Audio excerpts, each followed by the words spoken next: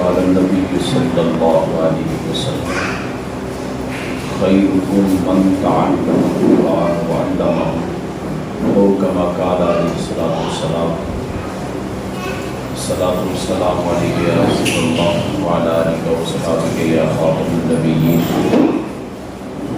آج کی یہ حافظہ تقریب بچوں نے جو قرآن مجید یاد کیا اس سلسلہ میں انعقاد پذیر ہے بھائی محمد شاشد صاحب، مدنی عبدالرزاق صاحب، میڈم زبیدہ صاحب اور جملہ جن احباب نے یہ مسجد خوبصورت اور مدرسے کا بھی انتظام کیا، دنیا کے اندر بھی اور آخرت کے اندر بھی یہی سب کچھ سرمایہ ہے۔ اللہ کے محبوب کریم صلی اللہ علیہ وسلم نے ارشاد فرمایا کہ تم میں سے بہترین وہ ہے جو قرآن پڑھتا ہے، قرآن پڑھاتا ہے۔ یعنی کائنات میں اس سے بڑی اور کوئی خیر نہیں ہو سکتی ہے جس کو اللہ پاک قرآن کا علم عطا فرمائے، پھر اس علم کو آگے پھیلاتا ہے۔ اور پھر دوسرے مقام پر حضور علیہ الصلوۃ والسلام نے ارشاد فرمایا، اللہ پاک فرماتے ہیں کہ جس کے لیے من اراد بی خیرا ان یفقہہ فی الدین، کہ اللہ جس کے لیے خیر کا ارادہ فرمائے۔ یعنی ان الفاظ کے اندر قوت دیکھو، پاور دیکھو، شان دیکھو، عزت دیکھو، مقام دیکھو کہ اللہ جس کے لیے ارادہ کرے۔ ایک میرا ارادہ ہے، ایک آپ کا ارادہ ہے، اور ہو سکتا ہے میں ارادہ ہی کرتا رہوں کہ یہ کام کرنا ہے۔ بعض اوقات ایسا ہوتا ہے بندہ ارادہ کرتا ہے لیکن شریعت محمدی میں، اور حضور تاجدار کائنات صلی اللہ علیہ وسلم نے فرمایا میری امت کا جو مقام ہے نا وہ یہ مقام ہے، نیکی کا ارادہ کرے گی اللہ نیکی عطا فرما دے گا۔ یہ حضور کی شریعت ہے، یہ حضور کا دین ہے، یہ حضور کا فرمان ہے، اور یہ امت کا کمال ہے۔ اور پھر کیا ہے کہ ایک ارادہ میں اور آپ کرتے ہیں، بندہ اس کی تکمیل تک ہو سکتا ہے کہ نہ پہنچے۔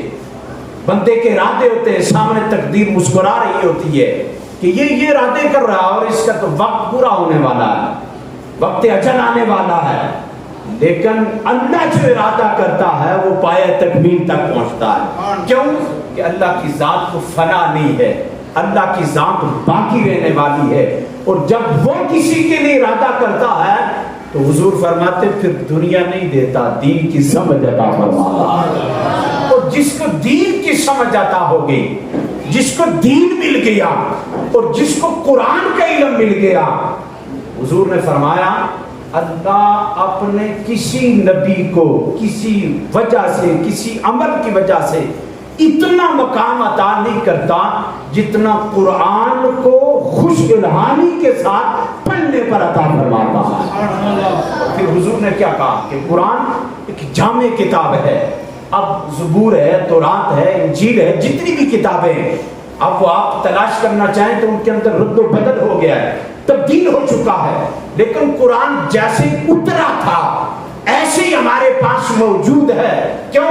اس نے کہا اِنَّا نَحْنُ نَزَّلْنَا الذِّكْرَ وَإِنَّا لَهُ لَحَافِظُونَ۔ فرمایا ہاں اس قرآن کو نازل بھی میں نے کیا ہے، حفاظت کا بندوبست بھی میں نے کیا ہے۔ وہ کیسے کیا ہے؟ توجہ کرنا جی، وہ کیسے اس نے بندوبست کیا ہے؟ اقبال قلندر لاہوری مصور پاکستان رحمت اللہ تعالی علیہ آپ فرماتے وہ معزز تھے زمانے میں مسلمان ہو گیا، یعنی وہ عزت والے تھے، شرف والے تھے، بزرگی والے تھے، دنیا میں اسلامی عقیدت پیش کرتی تھی، اور حضرت عمر بن خطاب رضی اللہ تعالیٰ عنہ کے روب اور دبدبہ سے آج بھی کفر لرزہ پر اندام ہو جاتا ہے۔ کیوں؟ ان کا تعلق قرآن کے ساتھ مضبوط تھا اور شاہد قرآن کے ساتھ مضبوط تھا۔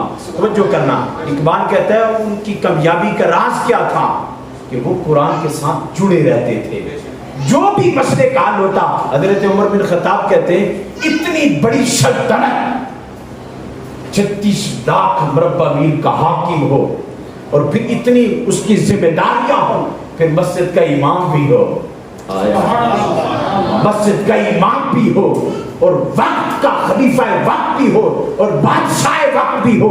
کہتے ہیں جب کسی معاملے میں الجھ جاتا تھا، مجھے سمجھ نہیں آتی تھی، میں رب کا قرآن کھولتا تھا، مجھے حل مل جاتا. قرآن کے ساتھ تعلق مضبوط تھا.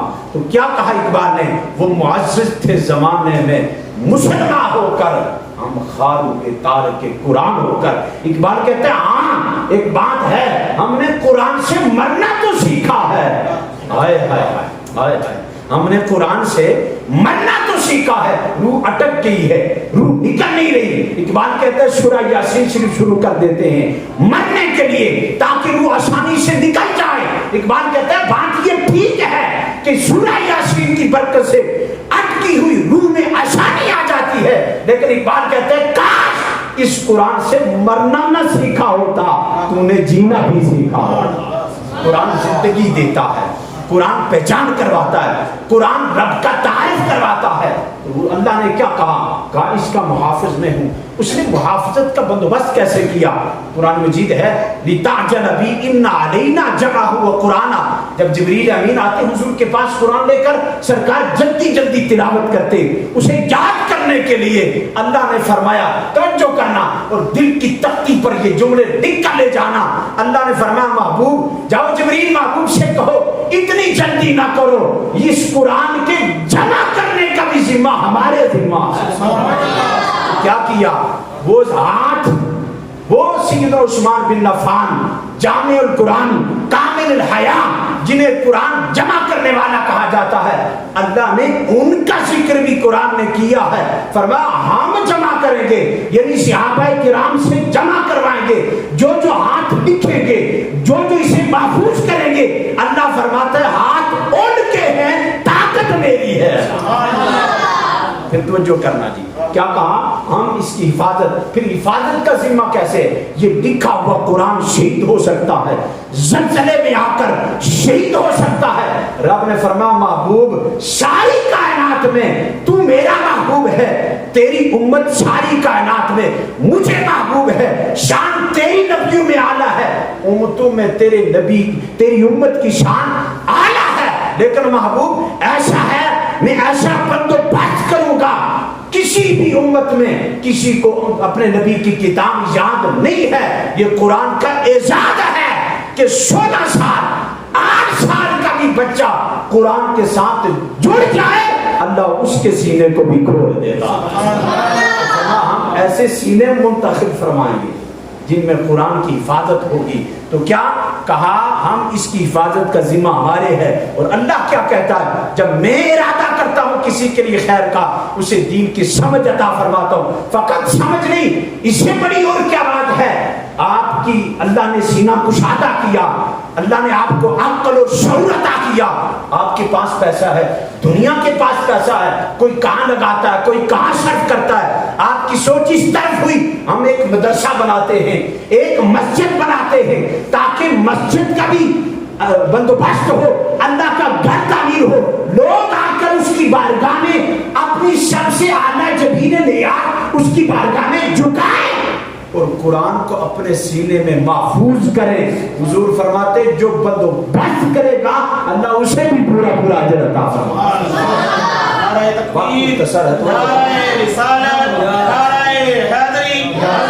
حضور علیہ السلام ارشاد فرماتے ہیں، توجہ کرنا جی، وقت مختصر ہے. حضور فرماتے ہیں قیامت کے دن شہید کا خون عالم کی سیاہی. تو جو شہید کا خون عالم کی سیاہی جو اس نے استعمال کی ہے دین اسلام کی خاطر، جو اس نے قلم سے لکھ کر فتویٰ لکھا ہے، قرآن لکھا ہے، تفسیر لکھی ہے، احادیث لکھی ہے، فقہ لکھی ہے، لوگوں کو دین سکھایا ہے قلم دوات اور سیاہی کے ذریعے سے. فرمایا ایک طرف اس کی وہ سیاہی کی چھوٹی سی بوتل رکھی جائے گی، ایک طرف شہید کے خون کی بوتل رکھی جائے گی. حضور فرماتے ہیں سیاہی باری ہو جائے گی، خون ہلکا ہو جائے گا. کیوں؟ اس لیے کہ اس کا جو صرف ہے وہ دین اسلام کے لیے، قرآن کے لیے۔ توجہ کرنا، حضور فرماتے دروازے پر سب جائیں گے، شہید جائے گا، قرآن کا محافظ جائے گا، حافظ قرآن جائے گا، سخی جائے گا، نمازی جائے گا، غازی جائے گا، مجاہد جائے گا، سب جائیں گے۔ دروازے پر سب کھڑے ہوں گے، اللہ پاک کی طرف سے حکم ہوگا سب سے پہلے وہ جائے۔ شہید کہے گا مالک میرا حق بنتا ہے، میں نے جان تو نے دی تھی، تیری راہ میں کٹائی ہے اور ٹکڑے ٹکڑے کروائے تھے تیری خاطر، تیری رضا کے لیے، میرا حق بنتا ہے کہ جنت میں پہلے جاؤں۔ اللہ کہے گا ٹھہر، بتا تو صحیح نا شہادت کی فضیلت کس سے سنی؟ شہادت کا درجہ اور مقام کس سے سنا تھا؟ وہ کہے گا مالک عالم سے سنے تھا۔ اتنی دیر میں نمازی کہے گا مالک نفس تھا، جنجال میں جھگڑا ہوا تھا، مال و دولت کی ہوس تھی، بار بار شیطان حملے کرتا تھا، لیکن میں نے نفس کی نہیں سنی، نفس کے پیچھے نہیں لگا، تیری رضا کی خاطر سب کچھ چھوڑ کر تیرے گھر میں آ کر جبین نیاز کو جھکایا ہے، میرا حق بنتا ہے میں جنت میں پہلے جاؤں۔ اللہ کہے گا تو بھی ٹھہر جا، بتا تو صحیح نا نماز کی فضیلت کس نے بتائی ہے؟ اب تو جو اسی طرح حاجی، نمازی، غازی سارے، اللہ کہے گا پہلے جنت پہ جانے کا حق اس عالم کا ہے۔ تو جو کس کا ہے؟ کس کا ہے؟ عالم، جس نے علم پڑھایا، جس نے قرآن سکھایا، جس نے قرآن کی تعلیم دی۔ اور توجہ کرنا، حضور فرماتے جس نے اپنے بچے کو ناظرہ قرآن پڑھایا اللہ ان کے والدین کی مغفرت فرما دیتا۔ ناظرہ دیکھ کر قرآن پڑھایا اللہ اس کے والدین کی مغفرت فرما دیتا ہے۔ اور جس نے قرآن کو سینے میں بسایا ہے اس کی شان کا عالم کیا ہوگا؟ جس نے قرآن کو یاد کیا ہے، توجہ کرنا، اللہ کہے گا عالم سب سے پہلے جنت میں جائے گا، پھر پیچھے سے عالم آگے آئیں گے، جنت کا حکم ہوگا۔ اللہ کہے گا اے علم کی فضیلت رکھنے والے، تجھے آج جنت میں پہلے بھیجا جا رہا ہے، لیکن سن تجھے علم تک پروان کس نے چڑھایا ہے، تیری مدد کس نے کی ہے، تیرے ساتھ تعاون کس نے کیا ہے، تیری خدمت کس نے کی ہے، مسجد بنا کر کس نے دی تھی، مدرسہ بنا کر کس نے دیا تھا۔ اللہ کے وہ بندہ، وہ عالم، وہ قرآن یاد کرنے والا کہے گا مالک وہ ایک خاتون تھی، وہ ایک خاتون تھی جس نے تیرے دیے سے خرچ کر کے میرے لیے مہیا کیا تھا، جگہ بنائی تھی، کھانا کھلایا تھا، خدمت کی تھی۔ اللہ کہے گا وہ سخی تجھ سے پہلے بھی جنت میں جائے گا، اس لیے کہ اس نے تیرے ساتھ تعاون کیا ہے، تجھے پڑھانے میں کردار ادا کیا ہے، تیرے کھانے کا بندوبست کیا ہے۔ آپ نے سلطان محمود غزنوی رحمۃ اللہ تعالی علیہ کا نام سنا ہوگا، بڑا کامل تھا، حافظ قرآن تھا، اللہ کرے ہمیں بھی کوئی حافظ قرآن مل جائے۔ تو جو کہ حافظ قرآن تھا اس کے عقیدے کے اندر خلل پیدا ہو گیا، تین چیزیں اس کے عقیدے میں خلل پیدا کر دی۔ ایک وہ یہ کہتا تھا یہ چٹائی پر پڑھنے والے، حضور نے کہا نہیں ہے العلماء ورثۃ الانبیاء، علماء نبیوں کے وارث ہیں، اور نبیوں کی وراثت جائیداد پیسہ نہیں ہوتا، نبی کی وراثت علم ہوتا ہے۔ کیا ہوتا ہے؟ علم ہوتا ہے، اور علم کو فضیلت ہے۔ حضور قبلہ حاجی پیر صاحب رحمۃ اللہ تعالی علیہ آپ فرمایا کرتے تھے عالم کی عزت کرو، بے شک وہ عمل نہیں کرتا لیکن اس کی عزت ضرور کرو۔ آپ سے پوچھا بدعملہ ہے پھر بھی عزت کرو، فرمایا نہیں علم کی وجہ سے عزت کرو، علم خدا کا نام ہے، صفت ہے، اور فرمایا اس صفت کی وجہ سے عزت کرو۔ توجہ کرنا، سلطان محمود غزنوی رحمۃ اللہ تعالی اس نے کہا یہ چٹائی پر پڑھنے والا، فرش پر بیٹھ کر پڑھنے والا نبیوں کا وارث کیسے ہو سکتا؟ ایک اس کے عقیدے کے اندر یہ خلل تھا، دوسرا اس کو اپنے باپ کا علم نہیں تھا کہ میرا باپ کون ہے، کوئی کہتا ہے تیرا اس کا باپ فلاں ہے فلاں ہے، شک تھا یہ۔ تیسرا اس کا عقیدے کے اندر یہ خلل ہو گیا کہ مر کے ختم ہو گیا، کوئی شفاعت نہیں کرے گا۔ یہ تین عقیدے کے اندر تین خلل پیدا ہو گئے۔ ایک دن اپنے مکان کی اس محل کی چھت پر چکر لگا رہا تھا، ساتھ دیا بھی اندر جل رہا تھا، ساتھ ہی ایک مدرسہ ہے، وہ پرانا سادہ سا نظام تھا، بچہ کبھی اندر جاتا ہے کبھی باہر آتا ہے، جب لائٹ چلتی ہے تو باہر آ کر سبق یاد کرتا ہے، جب لائٹ دیا بند ہوتا ہے بجھتا ہے وہ اندر چلا جاتا ہے۔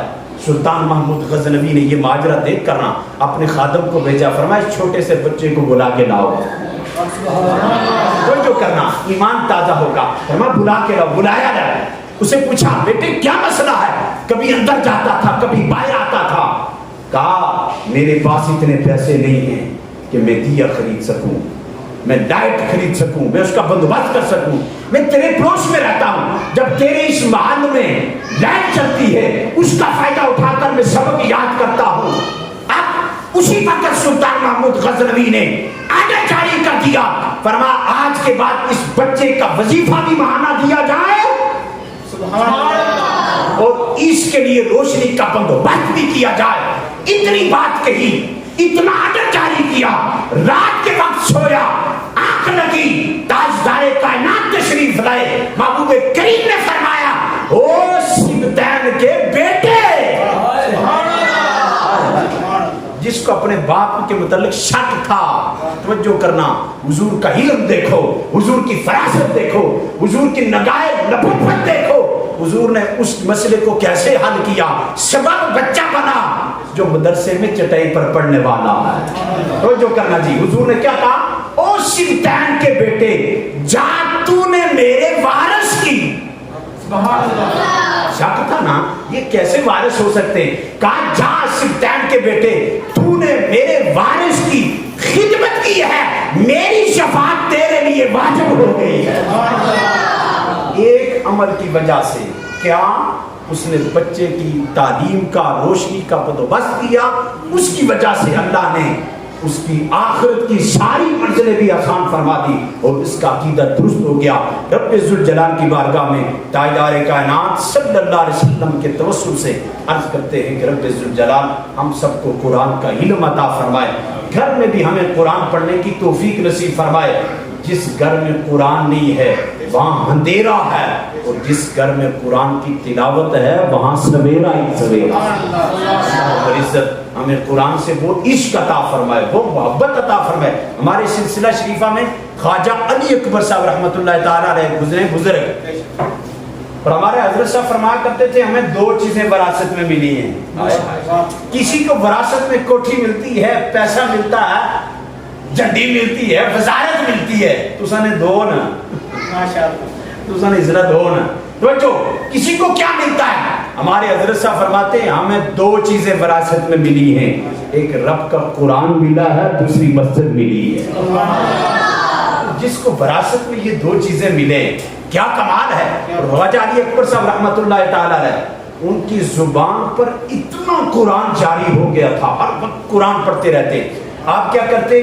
زمین میں ہل چلاتے، سبحان اللہ، ولی اصلے ہونے جی، زمین میں ہل چلاتے نا، تو جب اپنے دانت لے کر زمین میں ہل چلانے کے لیے جاتے آپ صرف ہاتھ رکھتے تھے، قرآن شریف پڑھنا شروع ہو جاتے تھے، دانت خود بخود چلتے رہتے تھے، جب والناس پڑھتے وہ خود بخود کھڑے ہو جاتے۔ ان کی زبان پر قرآن جاری تھا۔ اللہ سے جب بھی دعا مانگے تو یہ دعا کیا کریں، یا اللہ قرآن سے عشق عطا فرما، کیا عشق عطا فرما۔ اور جب قرآن سے عشق ہو گیا، حضرت عمر بن خطاب رضی اللہ تعالیٰ عنہ فرماتے ہیں جس بندے کو قرآن کا علم مل گیا ہے ساری کائنات مل گئی ہے، اور جس کو وہ نہیں ملا پھر کچھ نہیں ملا۔ ایک بندہ مانگنے کے لیے آیا نا حضرت عمر بن خطاب کی بارگاہ میں، مانگنے کے لیے، سوال کرنے کے لیے، آنکھ پلایا۔ آپ نے اس سے پوچھا مجھے اتنا بتا تو نے قرآن پڑھا ہے؟ اس نے کہا جی قرآن تو پڑھا ہے، صرف دیکھ کے ہی پڑھا ہے، اس کی گہرائی تک نہیں گیا۔ اقبال کہتے ہیں قرآن میں ہو غوطہ زن اے مرد مسلم، اللہ تجھے عطا کرے جدت کردار بھی۔ اقبال کہتا ہے میں جب قرآن مجید کی تلاوت کرتا یوں محسوس ہوتا تھا کیفیت طاری ہوتی تھی، ابھی ابھی قرآن کا نزول ہو رہا۔ غوطہ زن، اقبال کہتا ہے قرآن میں غوطہ زن ہو۔ توجہ کرنا، وہ آپ کی بارگاہ میں آیا، آپ نے پوچھا تو نے قرآن پڑھا؟ اس نے کہا جی قرآن پڑھا۔ فرمایا نہیں، دوبارہ جاؤ پھر قرآن پڑھو اور پھر آ کر مجھے بتانا۔ وہ گیا، واپس گیا، پہلے تو گورنی کے چکر میں تھا نا. اس نے ایک دوسرا سوال بھی کیا کہ فلاں علاقے کا گورنر بنایا جائے. آپ نے فرمایا گورنر بھی بناؤں گا لیکن جا ایک مرتبہ پھر قرآن پڑھ. وہ گیا قرآن پڑھنے لگا. اس نے قرآن پڑھتے پڑھتے جب اس آیت پر پہنچا نا وَفِي السَّمَاءِ رِزْقُكُمْ وَمَا تُوعَدُونَ, یہاں پڑھتے پڑھتے ٹھہر گیا. وہ ٹھہر کے کہتے ہیں پتہ ہے اس کا معنی کیا بنتا ہے؟ فرمایا جو تمہارا رزق آسمان میں ہے اللہ نے لکھا ہے, تمہارے ساتھ وعدہ کیا ہے, وہ ضرور ملے گا. ہمارے ساتھ رزق کا اس کا وعدہ ہے, بخشش کا وعدہ نہیں ہے. ہم رزق کے پیچھے تو بھاگتے ہیں, بخشش کے پیچھے بھاگنا چاہیے. وہ جو آپ بڑے عرصے کے بعد ملاقات ہوئی نا تو آپ نے اس سے پوچھا او بھائی پھر تو دوبارہ نہیں آیا؟ فرمایا وہ دروازہ مل گیا ہے. جو دروازہ میں بھولا تھا وہ مل گیا ہے. فرمایا کون سا دروازہ؟ فرمایا وہ دروازہ جو آسمان پر رزق کا کھلا ہے, اللہ نے تمہارے ساتھ وعدہ کیا ہے. عمر جب سے وہ دروازہ ملا ہے کسی غیر کی طرف دیکھنے کی توفیق ہی نہیں ہوئی ہے, سوچا بھی نہیں ہے, اتنا دیا ہے کہ کمی رہ ہی نہیں گئی ہے نا. اللہ رب العزت مجھے بھی اور آپ کو بھی قرآن کا علم عطا فرمائے, قرآن کے ساتھ محبت عطا فرمائے. جو احباب جس طرح سے بھی تعامل کر رہے ہیں اللہ دنیا اور آخرت کی کامیابیاں نصیب فرما کر جنت ان کا مقدر فرمائے. واخر دعوانا ان الحمدللہ.